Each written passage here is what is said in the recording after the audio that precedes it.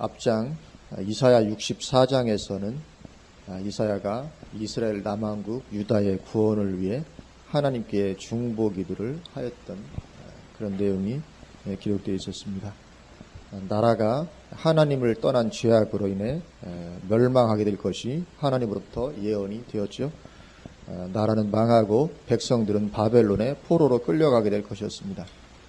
그것을 보고 하나님의 사람으로서 이사야가 기도하지 않을 수는 없었던 것이고, 그래서 간절하게 중보기도를 하고 있는 것을 보게 됩니다.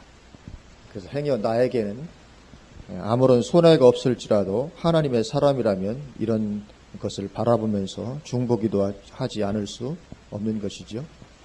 나의 어떤 유익과 관계없이 하나님의 영광, 또 하나님의 백성의 공동체를 위해서 그렇게 기도할 수밖에 없었던 것이죠. 그래서 모세 같은 경우도 이스라엘의 범죄로 말미암아 하나님께서 진노하셔서 모세야, 내가 이스라엘 백성들을 다 진멸하고 너로 말미암아 내가 새로운 민족을 일으키겠다, 그렇게 말씀하셨을 때 모세에게는 어떠한 손해가 없었습니다. 오히려 더 좋은 기회일 수도 있었죠. 그러나 그럼에도 불구하고 모세는 이스라엘 백성들 앞에 나가서 그들의 죄를 용서해달라고, 만약에 그들을 용서하지 아니하시려거든 하나님의 생명책에서 내 이름을 지워달라고까지 그렇게 간청하며 이스라엘을 위해서 기도하였던 것을 보게 됩니다. 하나님의 사람의 자세죠. 그래서 오늘 본문은 그러한 이사야의 중보기도에 대한 하나님의 응답의 말씀입니다. 64장에 그렇게 중보기도 하니까 65장에 하나님께서 응답의 말씀을 주십니다. 그런데 응답의 말씀을 주시는데 그 응답의 내용은 뭐냐면 이제 심판은 피할 수 없는 것이 되었다. 그것이 응답의 내용입니다. 이사야가 그렇게 간절히 중보기도 했지만 이제 심판은 피할 수 없는 것이 되었다는 거죠. 하나님은 우리가 죄를 범하면 죄에서 돌아오도록 우리를 징계하십니다. 그러나 그럼에도 불구하고 우리가 돌아서지 아니하고 지속적으로 그런 죄 가운데 머물러 있으면 이제는 징계를 넘어 심판이 작정될 수 있고, 그렇게 되면 이제 그때는 기도를 해도 소용이 없게 되고 말죠. 그래서 그런 상황에까지 다다르면 하나님은 이스라엘을 위해서 더 이상 기도하지 말라고까지 말씀하십니다. 예레미야 7장 16절에서 18절에 그런즉 너는 이 백성을 위하여 기도하지 말라. 하나님이 예레미야에게 하시는 말씀입니다. 이스라엘 백성들 위해서 너는 이제 기도하지 말아라. 그들을 위하여 부르짖어 구하지 말라. 내게 간구하지 말라. 내가 내게서 듣지 아니하리라. 아무리 부르짖고 간구하고 기도해도 듣지 않겠다는 거죠. 너는 그들이 유다 성읍들과 예루살렘 거리에서 행하는 일을 보지 못하느냐. 그러니까 그것을 보니까 이제 심판할 수밖에 없는 정도가 되었다는 거죠. 이제 징계 차원을 넘어서서 자식들은 나무를 줍고 아버지들은 불을 피우며 부녀들은 가루를 반죽하여 하늘의 여왕을 위하여 과자를 만들며 그들이 또 다른 신들에게 전지를 부음으로 나의 노를 일으키느니라. 이게 어디에서 지금 벌어진 일입니까? 하나님의 백성 공동체의 그 중심지 예루살렘에서, 그것에서 하늘의 여왕을 위하여 제물을 드리고, 그래서 이때에 하늘의 여왕을 위하여 제물을 드렸던 이 하늘의 여왕, 지금 천주교에서 섬기는 마리아 우상숭배와 그대로 연결되는 것입니다. 마리아 우상숭배 뿌리가 여기서 다 연결되는 것입니다. 계속해서 여신숭배 사상. 그래서 하늘의 여왕을 위하여 예루살렘에서 그렇게 제사를 지내고 다른 신들에게 전제를 붓고, 그래서 하나님께서 경고하시고 징계하시고 오랜 세월 동안 그 선지자들 통해서 경고하시고 징계도 하시고 또 오랫동안 그렇게 기다리시고 했음에도 불구하고 이제 이러한 것이 하나님 떠난 삶이 완전히 굳어져 버린 상태에 이르게 된 것이죠. 그래서 예레미야 7장 2절에서는 그 전에 오랜 세월 동안 하나님께서 많은 세월을 기다리셨습니다. 경고도 하시고 징계도 하시고 그렇게 했음에도 불구하고 하나님 떠난 삶이 이제 완전히 굳어져 버리게 된 그런 가운데로 가버리고 만 것이죠. 그래서 이제는 징계가 아니라 심판이 작정되게 되는 것입니다. 그러면 이제 더 이상 이스라엘 위해서 기도할 이유도 없고 기도해도 소용이 없으니까 기도하지 마라. 그렇게까지 말씀을 하시는 것이죠. 그래서 이것은 신약적인 표현으로 하자면 양심이 화인 맞는 자리에까지 이르게 된 것이죠. 디모데전서 4장 1절에서 2절에 그러나 성령이 밝히 말씀하시기를 후일에 어떤 사람들이 믿음에서 떠나 미혹하는 영과 귀신의 가르침을 따르리라 하셨으니 자기 양심이 화인을 맞아서 외식함으로 거짓말하는 자들이라. 이 양심이 화인 맞았다고요. 양심이 화인을 맞아서 굳어버렸기 때문에 이제는 외식함으로 거짓말을 하고 그래서 하나님의 사람들을 통한 충고의 말도 귀에 들어오지 않게 됩니다. 아무리 충고를 하고 옳은 신의 길을 제시하고 그렇게 한다 할지라도 이제 돌이켜지지 않는 거죠. 왜냐하면 양심이 이제 화인을 맞았기 때문에 어떠한 소리도 들어오지 않습니다. 그래서 이단에 깊이 빠진 사람들과는 아무리 성경을 가지고 그들의 신앙이 잘못되었음을 입증하고 한다 할지라도 돌아오게 되지는 않는 거죠. 물론 이단 중에도 이단에 깊이 빠지지 않은 사람들은 얼마든지 돌아올 수 있지만 양심이 화인받은 정도가 돼서 아주 이단에 깊이 빠진 그런 사람은 아무리 성경을 가지고 당신이 알고 있는 것이 잘못됐다고 입증을 한다 할지라도 절대로 돌아오지는 않는 거죠. 양심이 화인 맞으면 돌아오게 되지 않습니다. 양심은 이렇게 굳어져 버릴 수가 있는 것이죠. 그래서 우리는 부드러운 양심을 가지고 있어야 되는 거죠. 이렇게 굳은 양심이 아니라 부드러운 양심을 가지고 우리는 즉시 회개하는 사람이 되어야 하는 것입니다. 그래서 우리는 사울같이 되지 말고 다윗같이 되어야 되죠. 사울도 죄를 지었고 다윗도 죄를 지었습니다. 이 죄 지은 데에는 별 차이가 없습니다. 우리 인생이 원래 죄인 아닙니까? 죄의 경향성이 있어서 죄 안 짓고 산다는 것이 가능하지 않습니다. 그러나 죄를 짓더라도 사울 같은 사람이 있는가 하면 다윗 같은 사람이 있는 것이죠.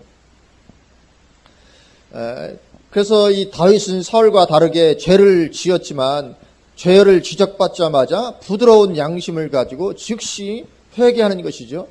그러나 사울은 회개하는 것이 아니라 오히려 자기 입장만 챙기고자 하는 그런 것이죠. 그래서 다윗은 나단 선지자가 다윗의 죄를 지적하자 즉시 회개하죠. 사무엘하 12장 13절을 보면 다윗이 나단에게 이르되 내가 여호와께 죄를 범하였노라 하매 즉시로 죄를 시인하고 고백합니다. 그러면서 회개의 자리로 들어가죠. 다윗이 그렇게 회개하면서 지은 시가 시편 51편인데 우리가 시편 51편을 보면 잘 아는 내용입니다. 얼마나 구구절절히 회개하며 정결케 해주시기를 기도하고 있는지 모릅니다. 하나님께서 원하시는 심령이 바로 이런 심령이죠. 부드러운 양심을 가지고 즉시로 반응하는 거죠. 죄를 아예 안 지고 완전히 이렇게 사는 건 가능하지 않습니다. 그럴 수 있다면 우리는 내 의로도 구원받을 수 있습니다. 그런데 그건 가능하지 않습니다.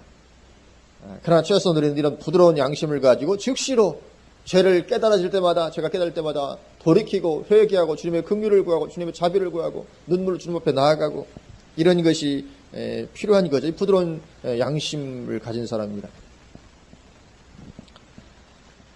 그럼 반면에 이 사울 왕 같은 경우에는 사무엘 선지자를 통해서 죄를 지적받았을 때 그가 어떻게 반응합니까? 사무엘상 15장 30절 보면 사울이 이르되 내가 범죄하였을지라도 이제 청하옵나니 내 백성의 장로들 앞과 이스라엘 앞에서 나를 높이사 나와 함께 돌아가서 내가 당신의 하나님 여호와께 경배하게 하소서 하더라. 이런 거죠. 그 죄를 지적받았습니다. 사무엘 선지자를 통해 죄를 지적받았습니다. 죄를 지은 건 인정하지 않을 수 없습니다. 뻔한 당연히 죄니까요. 그래서 사울이 이르되 내가 범죄하였을지라도 내가 범죄하긴 했지만 그럴지라도 이제 청하는데 내 백성의 장로들 앞과 이스라엘 앞에서 나를 높이자. 그러니까 내 지금 처지를 좀 생각해 달라는 거죠. 사람들 앞에서 그래서 내가 좀 입장 곤란하게 해주시지 말고 좀 이렇게 좀 나를 좀 높여주소서 뭐 이러는 거죠.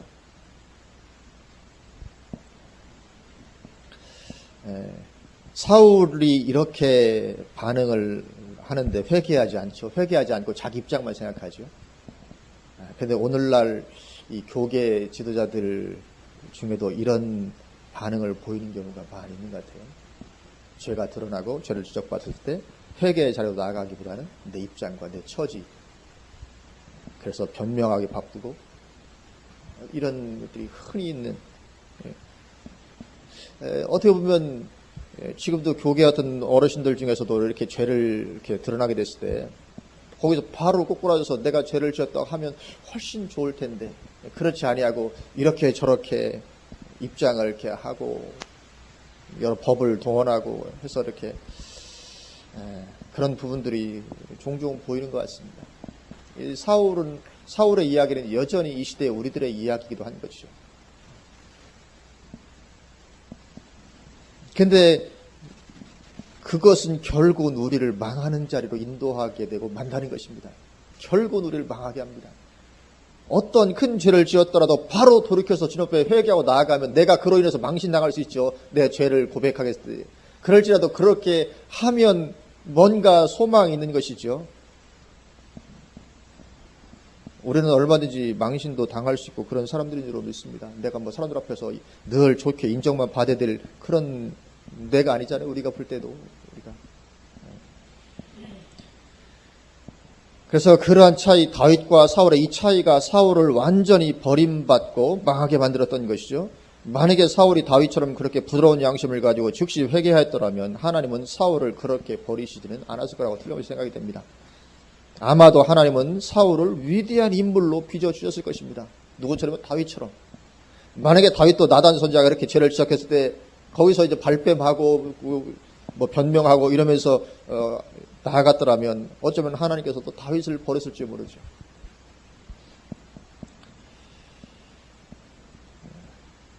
그렇게 이제 오늘 본문의 이스라엘이 이제 징계의 수준을 넘어서서 심판을 피할 수 없는 그런 지경에까지 이르게 되었습니다. 그래서 하나님은 중복이 됐던 이사야에게 말씀하시기를 이제 그 이스라엘 중에서는 오직 남은 자 렘넌트 외에는 다 심판에 들어가게 될 것이다. 그것을 말씀하십니다. 오늘 본문 12절에 내가 너희를 칼에 붙일 것인즉 다 굽으리고 죽임을 당하리니 이는 내가 불러도 너희가 대답하지 아니하며. 그러니까 기회를 많이 주셨던 거죠. 내가 말하여도 듣지 아니하고 나의 눈에 악을 행하였으며 내가 즐겨하지 아니하는 일을 택하였음이니라. 그래서 오랜 세월 그렇게 하나님께서 하셨지만 그럼에도 불구하고 거부하고 여전히 죄 가운데 나아갔을 때 결국 용서받지 못하고 심판에 들어가게 될 것임을 말씀하시는 거죠. 그러면 이스라엘은 왜 이렇게까지 되고 말았을까 하는 거죠. 왜 이렇게까지 되고 말았을까? 오늘 본문에서 발견할 수 있는 그 중요한 이유가 뭐냐면 그들이 자기 신앙을 분별하지 못했다는 것입니다.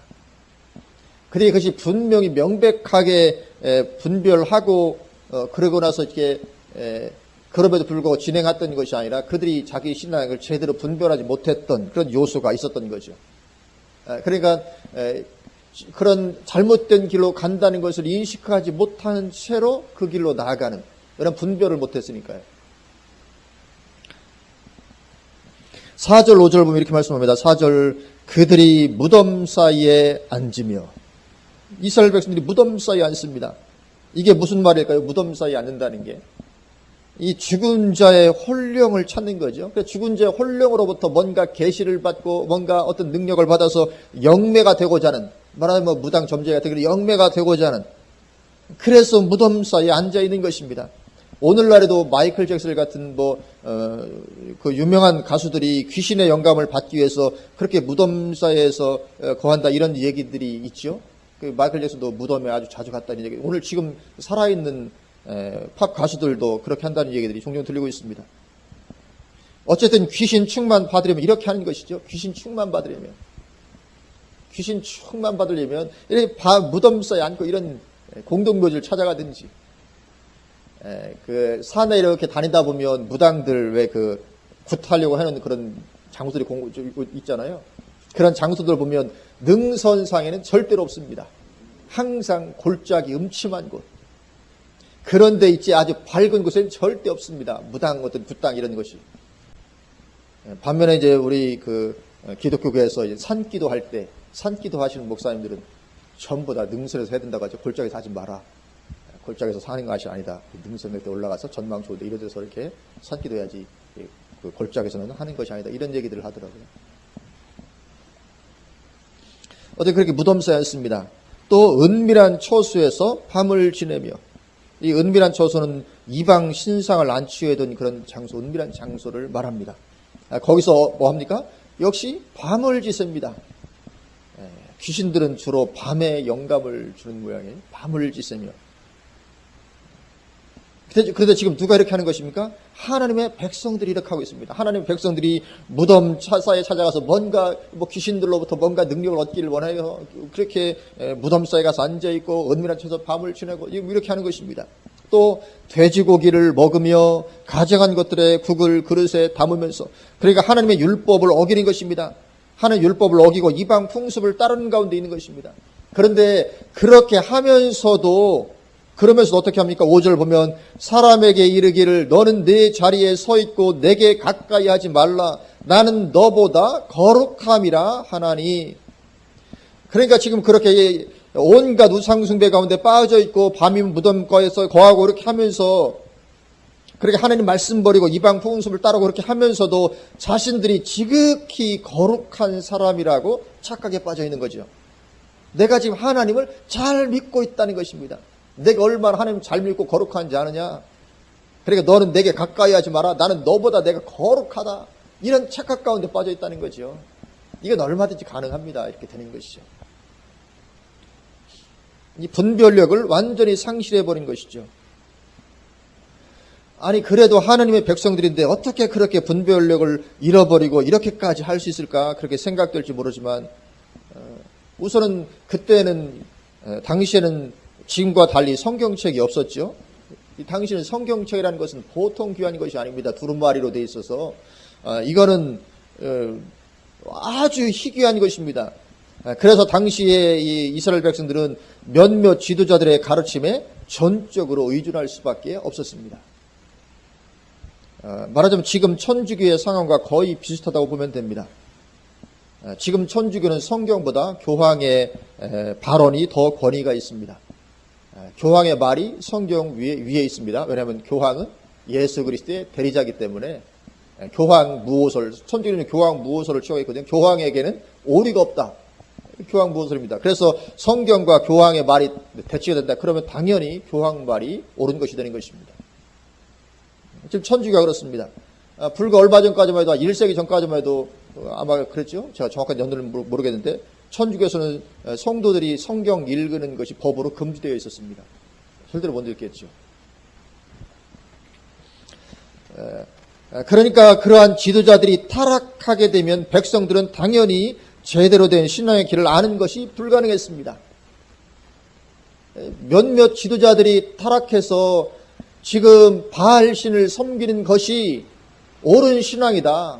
하나님이, 예를 들면 하나님이 온 우주 만물의 신이신데 바알신으로 하여금 예를 들면 농경을 주관하게 하고, 그래서 그런 부분을 말하는 바알에게는 이런 부분들을 좀 위임했다, 이렇게 말할 수 있는 것이죠. 그래서 바알신을 섬긴 것이 하나님을 섬기는 옳은 길이다, 그렇게 얘기하면 백성은 그것이 옳은 줄로 여길 수밖에 없는 것이죠. 그래서 이 몇몇 지도자들이 타락하면 백성들은 당연히 제대로 된 신앙의 길을 아는 것이 불가능했고 분별력을 가질 수가 없었습니다. 그래서 얼마든지 그렇게 우상 숭배를 하면서도 착각할 수 있는 것이죠. 지금 옳은 신앙 가운데 있다고 얼마든지 착각할 수 있는 것입니다. 그런데 그러한 것은 모든 그리스도인들에게 성경이 있는 지금이라고 해서 크게 다르지는 않습니다.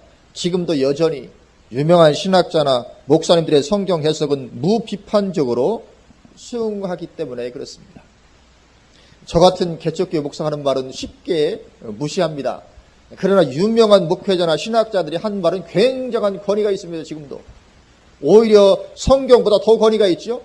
칼빈의 한 말이 성경보다 더 권위가 있습니다. 그래서 칼빈의 한 말을 가지고 성경을 해석합니다. 뭔가 해석이 잘한데도 억지로도 해석해서 칼빈의 주장을 그대로 끌고 나가는 것이죠. 이런 상황이죠. 그래서 종교 혼합주의도 수용하고 번영신학도 수용하고 하는 것입니다. 왜요? 유명한 목사님도 얘기하니까, 유명한 신학자가 얘기하니까.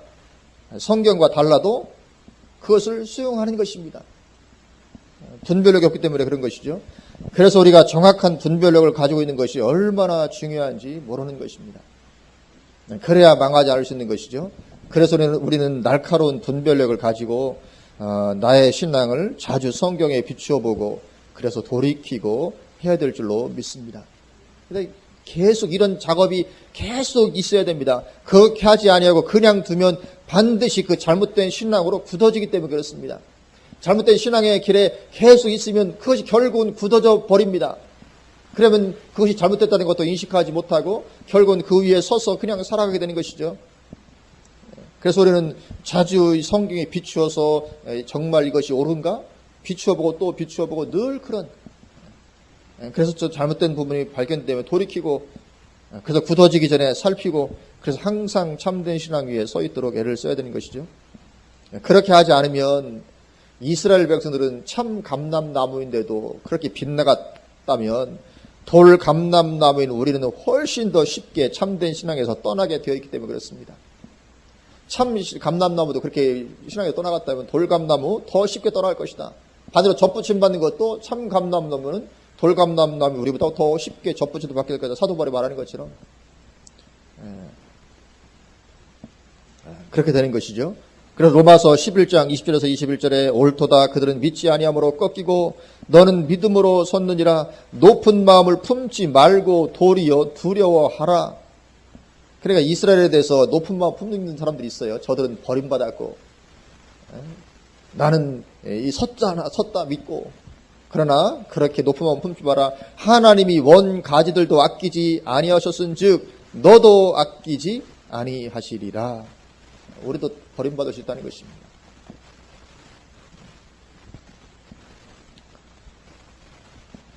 그래서 우리는 항상 내가 구원받은 것을 당연한 것으로 여기고 담대하게 그냥 죄를 지으면서 살아가면 절대로 안 될 줄로 믿습니다.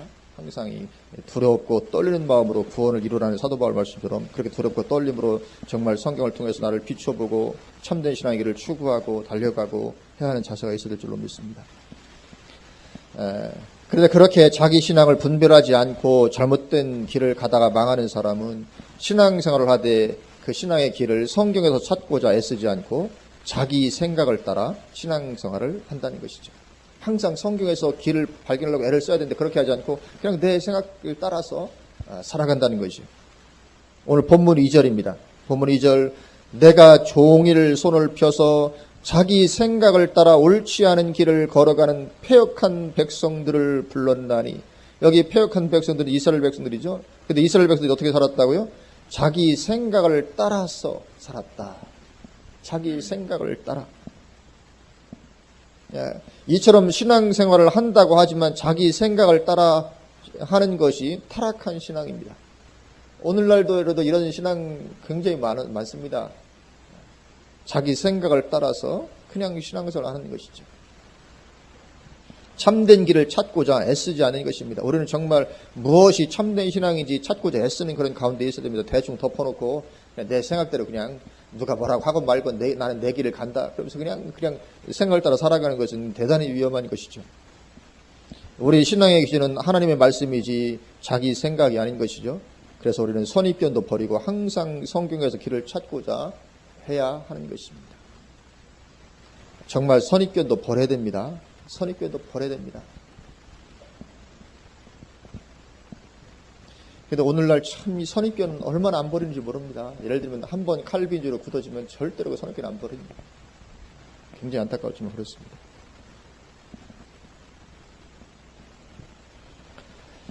그래서 우리가 회개하려면 거기에는 반드시 자기 생각대로 살았던 것에서 돌이킬 것이 요구가 됩니다.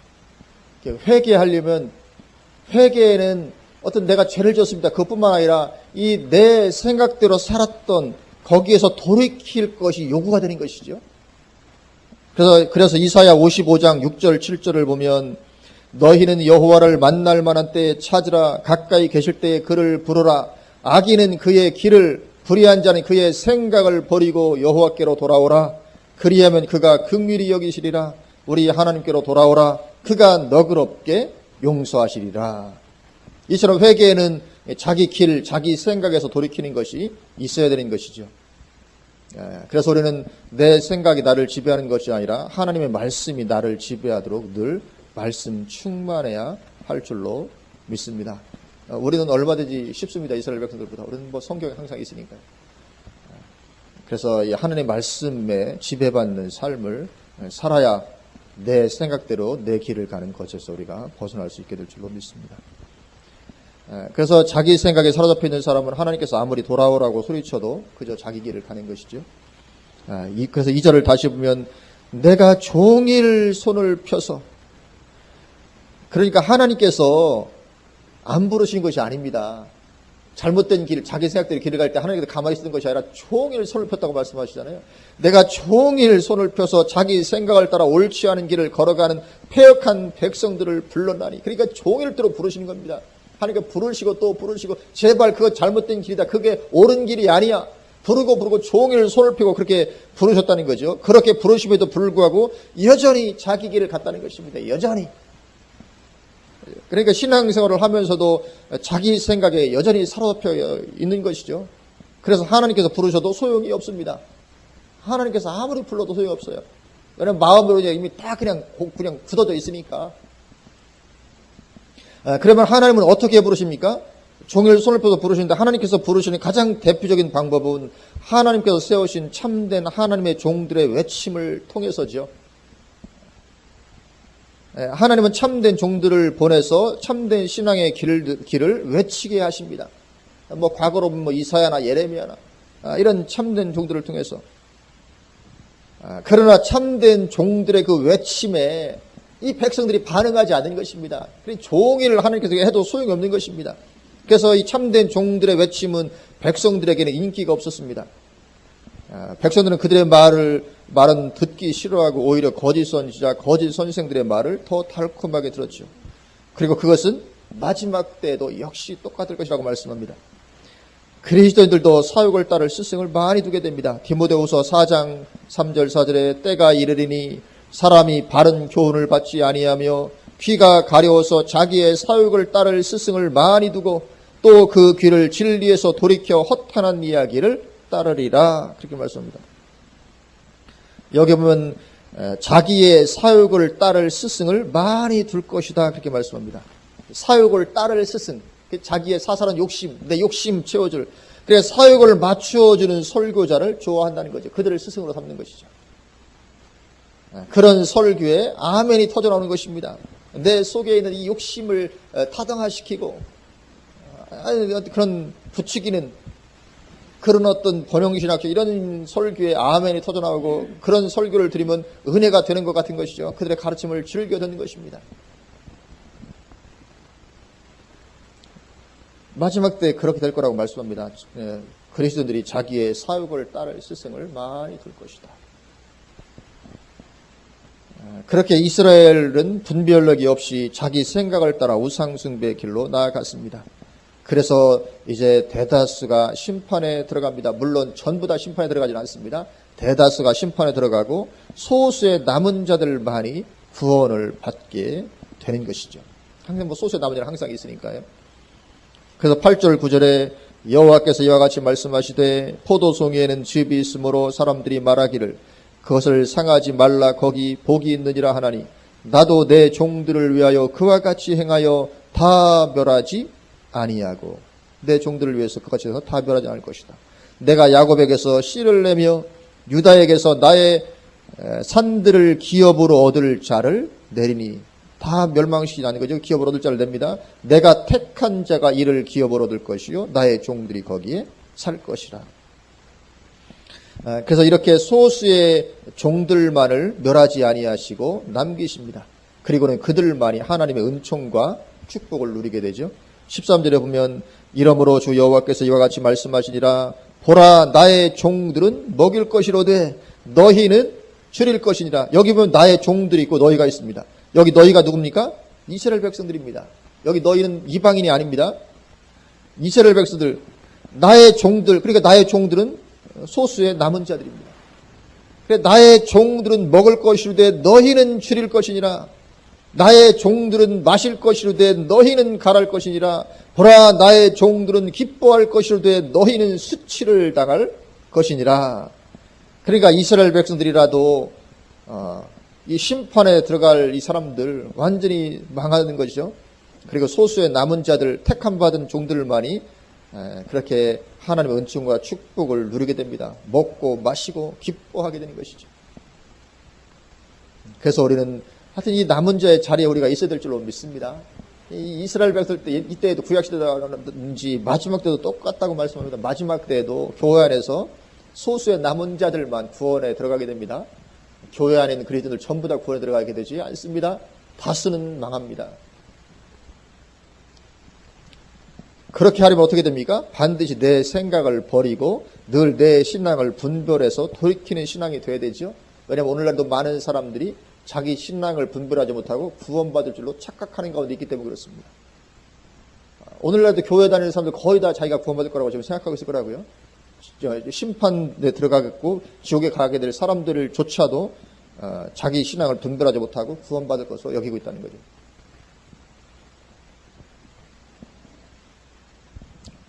그래서 이 내 신앙을 분별해서 항상 참된 신앙으로 돌이키고자 하는 이런 자세가 굉장히 중요합니다. 하나님은 그런 남은 자들을 새 이름으로 부르십니다. 15절 또 너희가 남겨놓은 이름은 내가 택한 자의 저주거리가 될 것이니라. 주 여호와 내가 너를 죽이고, 여기 너가 누굽니까? 이스라엘 백성들입니다. 내가 너를 죽이겠다. 너를 죽이고 내 종들은, 여기 내 종들 누굽니까? 남은 자들이죠. 내 종들은 다른 이름으로 부르리라. 그래서 다른 이름이 무엇이겠습니까? 교회로, 그리스도인으로. 이제 남은 자들을 통해서 하나님은 신약 교회를 세우시는 것이잖아요. 그렇게 부르시겠다는 거죠.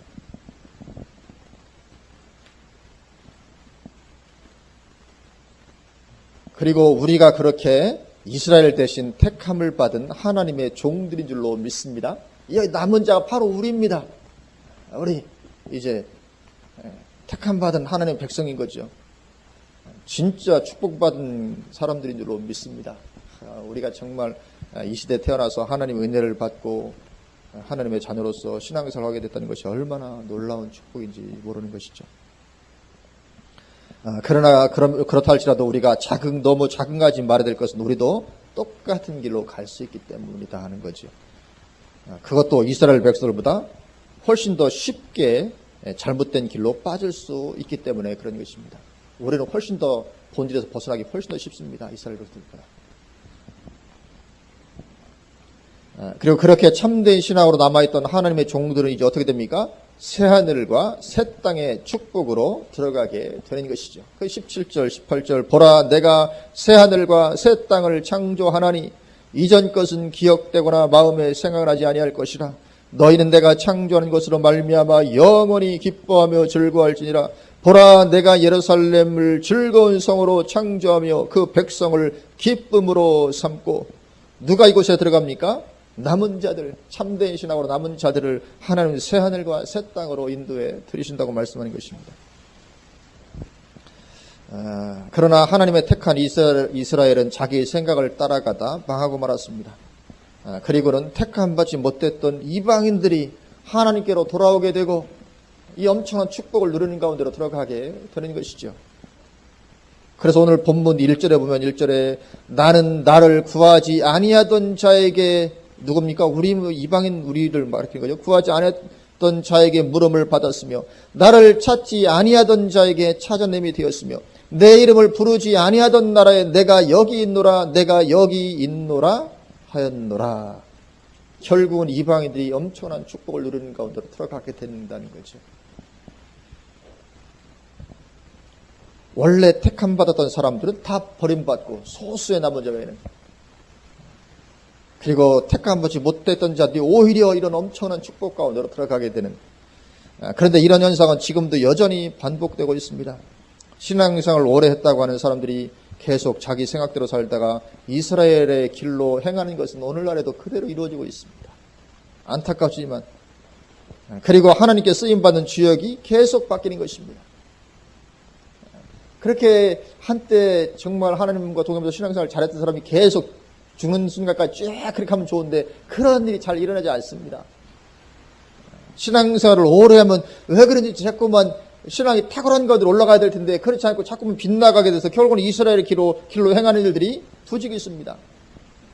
그래서 사실은 교회 안에서 장로님, 권사님 하면 가장 신앙이 좋고 몸되고 해야 되는데 한국교회도 보면 그렇지 못한 경우가 아주 뭐 당연한 것처럼 이렇게 되어 있는 이상한 그런 가운데 있지요. 그래서 이 하나님께 쓰임받은 주역이 계속 바뀔 수밖에 없는 것입니다. 이건 교회적으로도 그렇죠. 한때 탁월했던 교회, 얼마 지나지 않아서 전통과 형식만 남은 껍데기 교회로 전락하게 되고 마는 일은 흔하게 있는 일입니다.